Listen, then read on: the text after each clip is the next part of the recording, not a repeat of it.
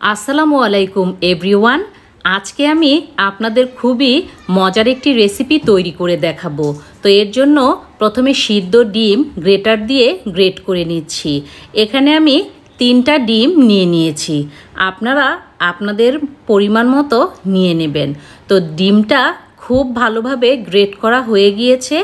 এবার দিয়ে দিচ্ছি হাফ কাপ সিদ্ধ করে রাখা আলু, 2 টেবিল চামচ পেঁয়াজ কুচি, 1 টেবিল চামচ পেঁয়াজ বেরেস্তা, স্বাদ মতো লবণ, 1 চামচ মরিচ কুচি, 1 টেবিল চামচ কাবাব মশলা, 1 টেবিল চামচ ব্রেড ক্রাম্ব, হাফ চামচ জিরা গুঁড়া, 2 টেবিল চামচ ধনিয়া পাতা কুচি দিয়ে সবগুলো উপকরণ খুব ভালোভাবে হাত দিয়ে মেখে নেব।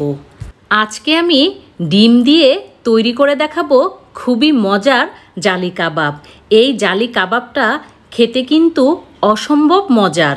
মাংস দিয়ে জালি কাবাব খেয়েছেন, কিন্তু আজকে এই ডিমের জালি কাবাবটা একবার বাসায় বানিয়ে খেয়ে দেখবেন, এর স্বাদ ভুলতে পারবেন না, মনেই হবে না যে ডিম দিয়ে তৈরি করা।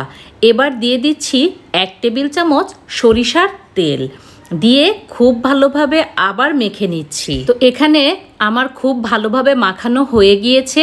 এবার অল্প একটু নিয়ে প্রথমে চেপে চেপে গোল করে নেব, তারপরে চ্যাপটা করে একটা শেপ দিয়ে দেব। ঠিক এইভাবেই আমি সবগুলো কাবাব বানিয়ে নেব। আপনারা আপনাদের পছন্দ মতো শেপ দিয়ে দিতে পারেন।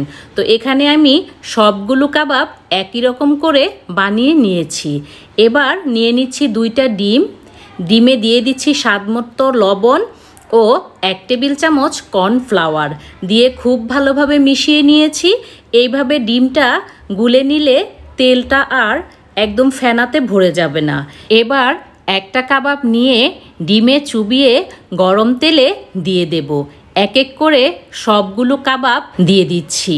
এই ডিমের জালি কাবাবটা আপনারা গরম গরম ভাত, পোলাও, রুটি, পরোটা বা শুধু শুধু বিকেলের নাস্তায় খেতে পারেন, খেতে কিন্তু অনেক ভালো লাগে। তো কাবাবের একটা পাশ হয়ে গিয়েছে, এক এক করে আমি সবগুলো কাবাব উল্টে দিচ্ছি। আজকের এই মজার রেসিপিটি কে কোথা থেকে দেখছেন অবশ্যই কমেন্ট করে জানাবেন। তো কিছুক্ষণ পর পর উল্টে পাল্টে কাবাবগুলো যখন একটা গোল্ডেন ব্রাউন কালার চলে আসবে, তখন এক এক করে তেল ঝরিয়ে কাবাবগুলো নামিয়ে নিতে হবে।